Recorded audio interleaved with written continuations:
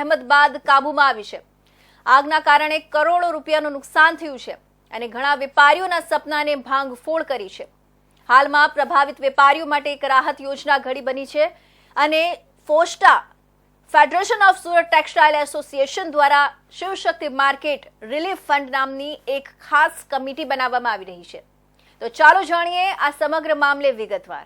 શિવશક્તિ માર્કેટમાં આગ લાગ્યાને 36 કલાક વીતી ગયા છે। તંત્ર અને ફાયર બ્રિગેડની સતત મહેનત બાદ આખરે આગ કાબૂમાં આવી છે।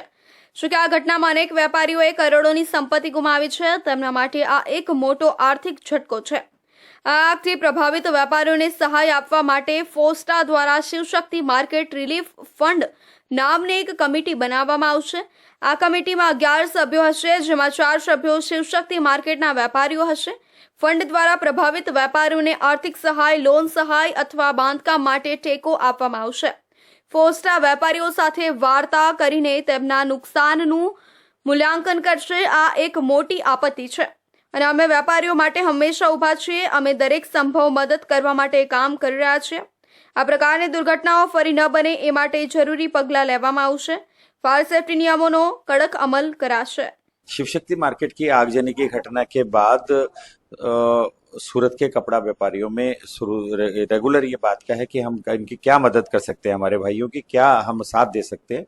उस विषय में आज फोस्टा की प्रेरणा से एक कमेटी गठित की गई है, जो Shivshakti market relief fund committee का जिसका नाम रखा है। इसमें 11 लोग रहेंगे। 11 लोगों में 4 लोग शिवशक्ति मार्केट के व्यापारियों को हम लेंगे, 7 लोग टेक्सटाइल मार्केट के अग्रणी और समाजसेवी संस्था के पदाधिकारी रहेंगे। इस कमेटी में पारदर्शिता के लिए एक मोबाइल नंबर हम आप लोगों के माध्यम से स्क्रीन पे आएगा। उस मोबाइल नंबर पे आप जैसे ही मिस कॉल करेंगे तो आपको एक अकाउंट नंबर मिलेगा, जो शिवशक्ति रिलीफ फंड कमेटी के नाम से होगा। उस अकाउंट नंबर में आप पैसे कम से कम 5,000 ऊपर में आपकी जो इच्छा हो आप जमा कराएं। ये पूरी राशि कोशिश करें कि एक उसका नियम बने और पारदर्शिता के साथ लोगों के शिवशक्ति मार्केट के लोगों को मिले। किस तरीके के लोगों को इसमें हेल्प की जाएगी? खास करके हमने सोचा कि जो इंश्योरेंस से वंचित रह गए, जिसका इंश्योरेंस क्लेम नहीं हुआ या जिन्होंने इंश्योरेंस नहीं ले रखी हो, क्योंकि छोटे छोटे व्यापारी कई बार सिस्टम से दूर रहते हैं, तो पहली प्राथमिकता मेरा ये मानना है, मेरी पर्सनल निजी राय भी कमेटी को रहेगी कि पहली प्राथमिकता उनको दिया जाए। આગના પગલે એક મોટો સવાલ એ ઊભો થાય છે કે વણસાથી પરિસ્થિતિઓથી બચવા માટે કેટલાક પગલાં લેવા જોઈએ। જેમ કે ફાયર સેફટી માટે દરેક માર્કેટમાં મંડળોની રચના કરવી જરૂરી છે।